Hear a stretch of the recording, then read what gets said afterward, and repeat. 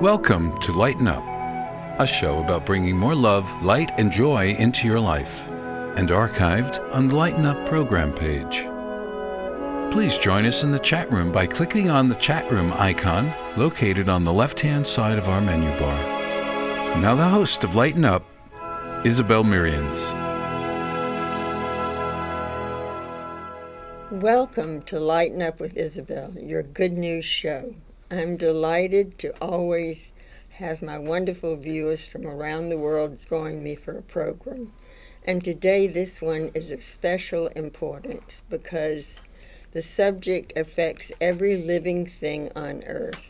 For hundreds of years before the current time, Mother Earth was regarded as sacred and considered our mother. She provided us with all the necessities of life: food, clothing, building materials, and people honored the earth greatly. Today, indigenous peoples still do. As a matter of fact, one American Indian chief once stated that the earth is not ours to own, but to take care of for the next generation. So in keeping with that thought, I have good news in the midst of some of the very dramatic changes in our climate. Obviously, every day there has been a new calamity somewhere in the world with wildfires, flooding, tornadoes, hurricanes, and so forth. But by unifying and doing things that we are all capable of doing, we can reverse this trend. And so today I've invited lovely Susan Golden to be my guest, who is an environmentalist and teacher.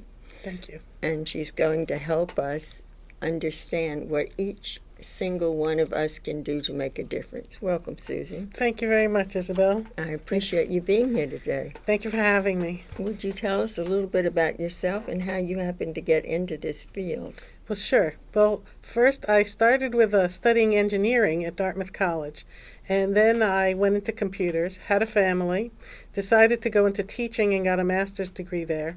And then I started teaching math and science. And when I taught environmental science to high schoolers, I realized that very few people actually know how society interacts with nature and the environment. So I decided to do something about that. And when I retired, I became a speaker, and I now go to community groups and schools and speak on environmental issues such as climate change, as well as water pollution and other issues. Well, I know that you're with the Hudson River, what is it called, Water Keepers? Hackensack River Keepers. Hackensack. Yes, I'm on the board of directors there and a volunteer. And would you tell us a little bit about what they do? Sure. They're a nonprofit group, and our mission is to make the Hackensack River swimmable and fishable again. And they do that through advocacy and conservation, recreation programs, and educational programs as well. Now, in the educational programs, do the young people actually go to the river and help with cleanup, or how does that work? Well, they have 30 cleanups a year, and they pull tons of trash out of the river and its environs. But that's done with corporates and just regular volunteers. Generally, the education programs are teaching the kids about the river and also things like how to fish. We take them fishing. Oh, fun. And we even give them fishing rods for those who were major participants throughout the year. Oh, that's great. I think that sounds great. Yes. Now, you're also with another organization. Yes, the Climate Reality Project. That's Al Gore's group. I was trained there to speak on climate change through that organization. Great. And where is Al going now? I haven't heard much about him lately. Well, he's been traveling the world, running Training these these seminars to train people. They've got over 13,000 people trained now on a global basis. They were in Brisbane, Australia, just recently, and they'll be in Minnesota this August. Oh, wonderful. That sounds great. The earth, going back to the sacredness of the earth, that concept has not been honored by our current administration. And the important thing is we have to find ways to unify people and have them make a difference. A Originally, the American public was being told for a very long time that we had until 2050 to change or to reverse this destruction of the environment. And now scientists from 140 countries around the world are saying we only have 10 to 15 years to make that change. Why is there such a differential there in terms of years? Well, there are several reasons for that differential. First, scientists have been aware for several decades of the urgency of the matter, but the media has not quite given it the attention that it deserves.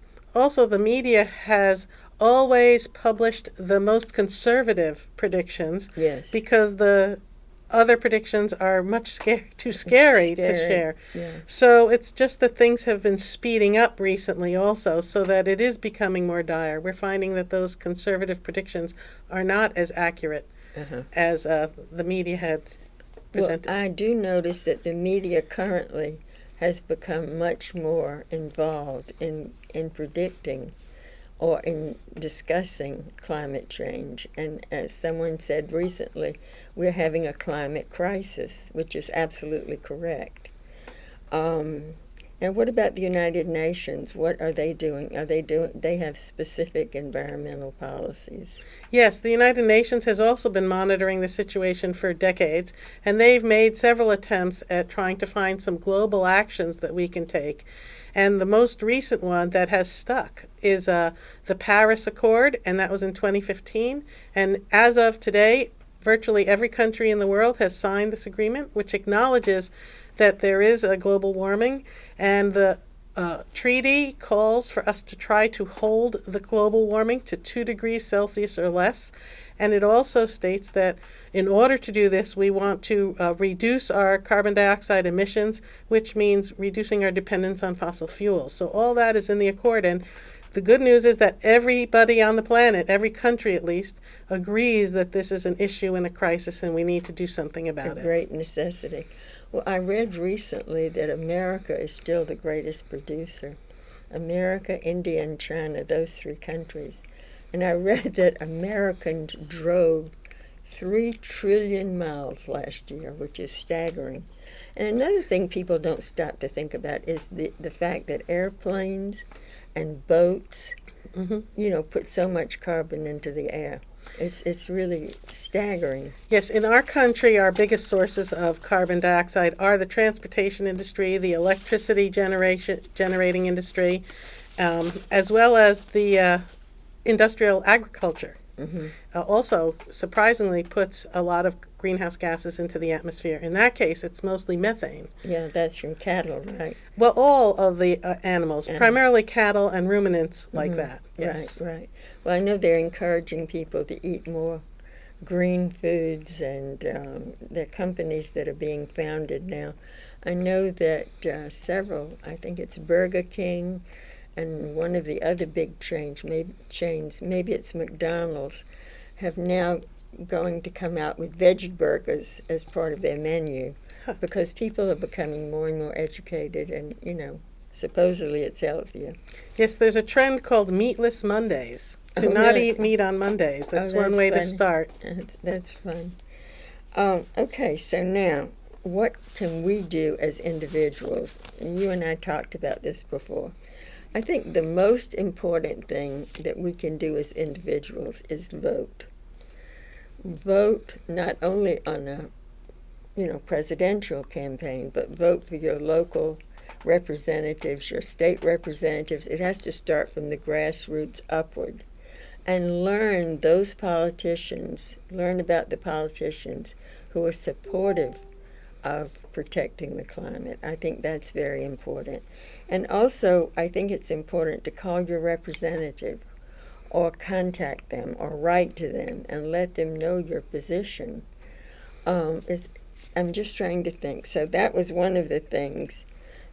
I know we have to remove the gases from the atmosphere.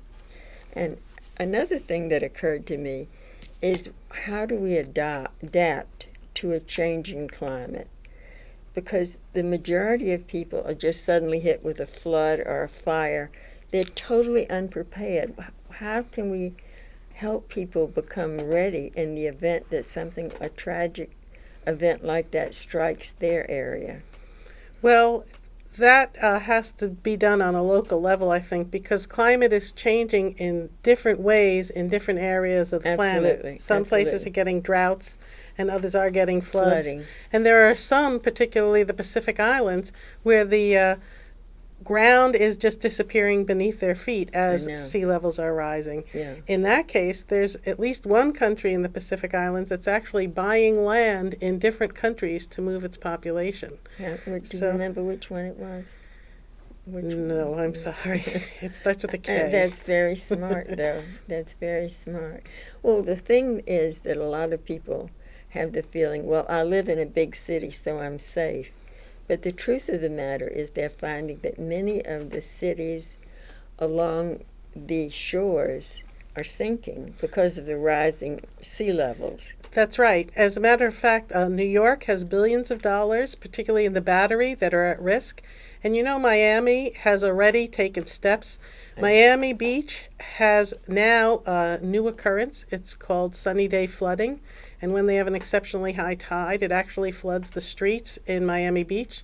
So they've spent hundreds of millions of dollars to raise the roads in certain areas of a foot high, and they've also built pumps to try to keep out some of the seawater. So, but they're one of the richest cities in the world. Yeah. So they have The option of doing those the things. ability to But do I it. also heard that they had passed some sort of ordinance that all new building has to be built up so that the seawater coming in will not flood the ground floors of the basements. So that's good. And New York City recently, I understand, passed an ordinance which all new building is going to be required to have a green roof. In other words, plant green plants on top of the roof, which I thought was very smart. Yes. And I also heard that Hoboken, after Hurricane Sandy, Hoboken has passed a law that they cannot build any more residences on the first floor because of flooding from the Hudson River. That makes a lot of So, sense. yes. That makes a lot of sense. Now, in addition to voting, because a lot of people don't stop to realize that one person can make a difference. And if enough people are unified, it can make a huge difference. Absolutely. So I think the voting is very important. Yes. Now, the current, unfortunately, in Washington currently, they're trying to, it seems, obliterate environmental protection. And this is really very frightening. And we have to have one that will work to adapt to climate change. Voting is important. Secondly, we talked about educating yourself and others. So that it means you, your friends, your family, your immediate circle. How do you recommend that people do that most effectively? By reading, Well, generally reading the newspapers these days, at least in the cities, the New York Times, the Washington Post, they are actually running some good stories on climate change. Then there's other environmental organizations like the Sierra Club and other ones around the world that are putting out information about climate change. I'm a member of the Sierra. I've been a member of that for a very long time. Now, when we say become proactive on a daily basis, do you want to address that? Because I think that's very important. The average person, even those people who take their own cloth bags with them to the grocery store so they don't get plastic, in addition to that, what do you feel the most important things that people can do? Well, the basic thing is that we have to stop using, and I mean stop, certainly reduce using fossil fuels. Right. And for most of us these days, that means changing our transportation habits as well as possibly heating and cooling our homes as well. Those are our electricity use and our transportation use are where we can make the biggest changes. So in terms of transportation, well, the easiest thing, believe it or not, if you can afford it, is to buy an electric car. No, I'm not surprised at that, but not everybody's going to run out and buy an electric car. No, and taking public transportation or even using people power like biking or walking is an excellent way. That both gives you health benefits as well as saving the world. Absolutely. And of course, making your home as energy efficient as possible is another way that we can reduce our needs for fossil fuels. Now, I know that when you and I first spoke before this show, your basic mantra is reduce, reuse, and recycle. Yes. So let's just take one of those at a time. So reduce. Well, in reducing, it implies using less than you have right now. We need to stop being such a consumer society, and everything that you buy and everything that you use actually took resources and energy to create and to build and to get to you. Right. And so by using less, we don't need as many resources and we don't use as much energy. It's as simple as that. Right. Well, also reduce, in other words, if you're used to keeping your thermostat at 72, you could change that and let it be up higher. 75 is still comfortable. You know what I'm saying? Yes, that's another way to look at it as well. You know. Now, what about reuse? Does that mean clothing? That means you can also reuse a lot of things. Nowadays, with built-in obsolescence, people want to throw things out and get a new one if your vacuum breaks, for instance, but often it can be fixed and then reused. Right. And there are other things. In our house, when we get things mailed in boxes, for instance, rather than recycling them immediately, we use those boxes to hold certain things or to mail packages to our children, for instance, rather than purchasing new ones. Right. That's a good idea. Well, I know, talking about reuse, I was speaking to a friend recently, and we were talking about fashion. And she said, "Oh, I'm going shopping, but in my own closet." I think so many people, we're such an affluent society here in America that many people really, as you say, could reuse a great deal. Nowadays, there's even some websites online that you can sell your clothes secondhand. I hear that's very big with the millennials. Yes. That they're really popular. And they also have a website where you can rent or lease or whatever you want to call it, clothing. Interesting. I know that my granddaughters told me about it. They were invited to several very fancy weddings, and they didn't want to go out and buy fancy dresses. So they went on this website and they deliver it right to the house. You know your size, and that seemed like a smart idea. So people are coming up with new apps all the time. Yes. Now, what about recycle? Well, you started to speak about that with the boxes. Yes, well, recycling is very important because, again, it takes things that we already have and we build new things. Like we can take plastic water bottles and they make fleece jackets out of them and park benches and things like that. And then we don't need to find the raw resources anymore.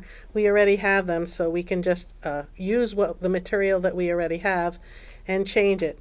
And paper is good to recycle, glass, and then many plastics. I'm aware of that. Now, in the home, what do you feel is the most important thing that a person can do? I know some people are composting, and that's not for everybody. I mean, not too many people are doing that. But within the home, what can we do to reuse or recycle? Well, many people are already. Just follow many towns around here, at least in our area, have recycling policies, and to follow them rather than putting things directly in the garbage so fast. Mm-hmm. So that's in terms of recycling, that's really the biggest thing. And try to use that reusable bag instead of single-use plastic items, and get a reusable water bottle, for example. Absolutely. Now, how can we go from the individual into the community most easily to try to get our communities involved?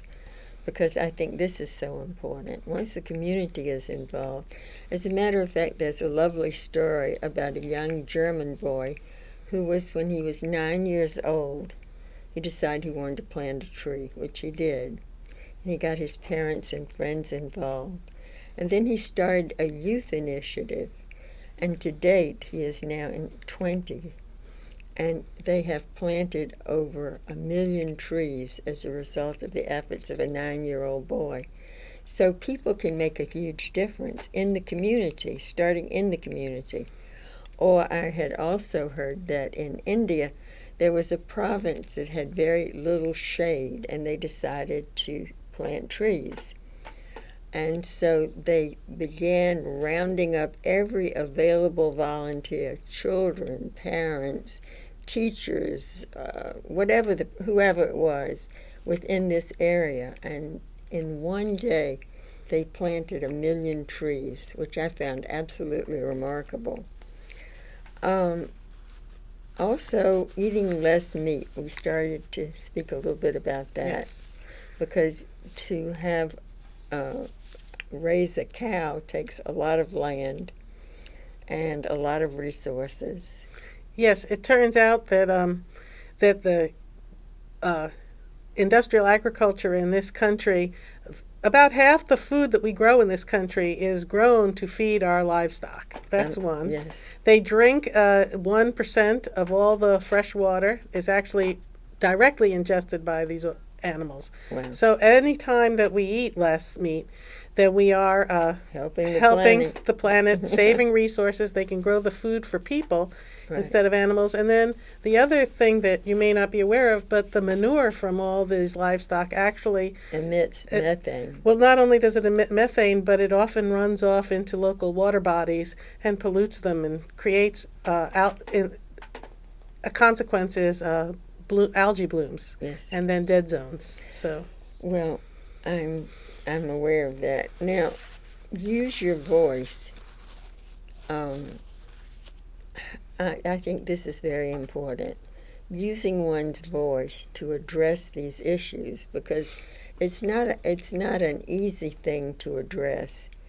And, a lot of people are reluctant to say to their friends, why are you still using all this plastic? Or why, but I think the thing is to really speak from your heart to address many of these problems. Well, Susan, I want to bring good news to our viewers, because this is a good news show. So why don't we do this? Why don't you and I take turns? I'll give some good news, and then you give some good news. Shall we do that? okay, sure. Is that good? Okay. My first bit of good news is that the ozone layer is now closing. And that is a result of banning, CFCs. which Yes. is wonderful. And they say that within our lifetime, it could be completely recovered. Yes, and that is a result actually of another United Nations thing called the Montreal Protocol. Right. And that's when the world got together and decided to ban using CFCs, which is a wonderful thing. Yeah. The next next bit of good news is I want to tell our audience about Babcock Ranch. Babcock Ranch is a new city which has been founded just north of Fort Myers, Florida. It's quite lovely, and it's the first town to ever be run. All of their energy is produced by solar panels. I thought that was really wonderful news. Yes, and they're also putting aside much of the land in that for preservation as well. Okay, so I'm going to let you go with the good news. Well, one thing is that most of the car manufacturers in the world all have electrical automobiles in production, and they say that by 2050, half the buses in the world will also run on electricity. That's great. So that's a start. Well, also I read that in Beijing... Actually, less time, sorry. I checked my notes. In 5 years, half the buses will be running on electricity. Oh, that's better than 2050. Yes, I agree. Well, actually, I read that Beijing has already converted all of their taxis, all of their cabs, to electric. Yes, they're which I switching. think they're switching, yes. Yes, well, they're at the moment the second dirtiest city, so They got they a long really way to need go. to work on their air pollution situation. I read recently that a Florida scientist has developed a method to help the coral reefs grow at a 40% 40 times the rate that they ordinarily would in the wild, which is wonderful news because obviously they provide shelter and everything for fish Yes. and other marine animals. So I thought that was really wonderful news. Yeah, that is great. And then I also found that, did you know that in Portugal and Scotland last year, they went a whole month on electricity that they got from wind power. Wow. So here are two countries that actually have proven, although we That it didn't can- need it, yeah. that it can happen and can work. Oh, good news. Now, I think that we basically, can you think of any other good news?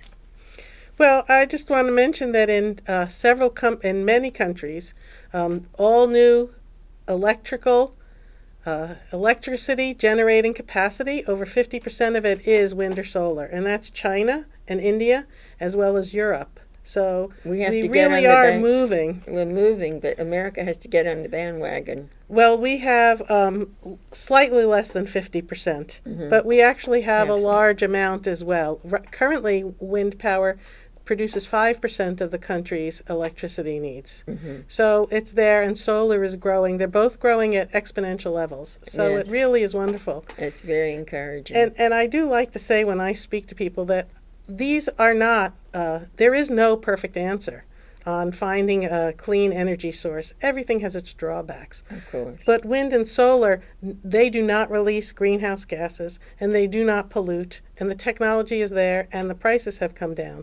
So that is one reason why they are being so widely adopted around the world. Right. Well, So- this has been a wonderful. Thank you so much for joining me. Thank you. Thank and you. I hope our viewers will know that there are things when we unify and have determination to change this, we can change the direction of this problem. Thank you so much for joining us, and I'll see you next time on Lighten Up with Isabel. Thank you again, Susan. Thank you, Isabel, for having me.